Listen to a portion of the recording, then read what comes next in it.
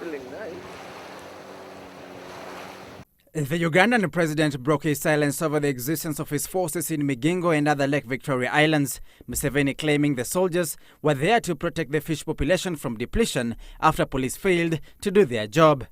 Niliachia idara ya uvuvi kwa sababu ni wataalamu, nilikuwa nafikiri wataokoa ziwa.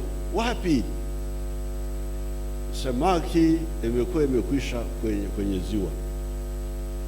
Kwa hiyo basi nikasema wacha nitumie mbinu zangu za zamani za polini, kama tulivyokabiliana na Idi Amin, tukabiliana na hawa wavunja sheria. Museveni was responding to Busia governor who complained against Kenyan fishermen harassed by Ugandan forces in contested Lake Victoria Islands. The Ugandan president indicating that high-level talks were underway with his Kenyan counterpart to replace his soldiers with radar system in the lake. You know, there are minor issues here at the local level which we need to sit again with the relevant agencies to try to iron out, like the issues concerning our local traders. So I know this one will help the big traders, those millionaires, but the small ones who move with fish, bananas, the sweet potatoes, they also have their own problems crossing the border and movement. Governor, don't worry. If I speak with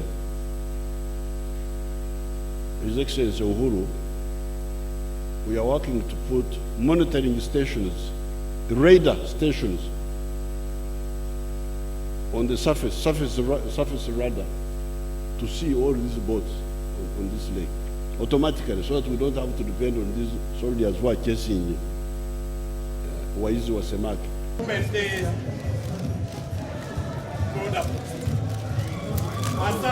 The leaders were speaking in Busia during the opening of the Busia one-stop facility aimed at easing movement of goods and people across the border. President Uhuru Kenyatta confident that development of shared infrastructure and political commitment from regional leaders would spur integration of the East Africa region. Let us work together to open up our region. That is the way to bring true prosperity to our people, instead of putting false borders that only ensure poverty is entrenched in our place. Sasa shabaha ya kwanza ni ustawi wa jamii kupitia kwa biashara ya bidhaa na huduma. The one-stop border facility is part of measures by EAC heads of states to ease the movement of goods and people within the region. The concept combines two national border controls into one, thereby reducing the time it takes to clear goods and people across the shared borders.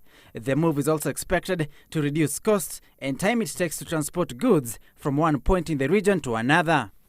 We want to compete with the giants, and to compete with the giants, we must be also giants. We must be big. Then we can be considered as worthy competitors. Waafrika walikuwa wamelala. Sasa hii kitu tunafanya hapa leo inaonyesha kwamba Waafrika na wanaanza kutoka kwenye usingizi. We're also planning to support further the border at Lunga, Horo, and also at Isibanea, Serari. The first one-stop border post to be commissioned under the EAC integration plan was at the Taveta Hololi border point on the Kenya-Tanzania border. Samugina Citizen Weekend.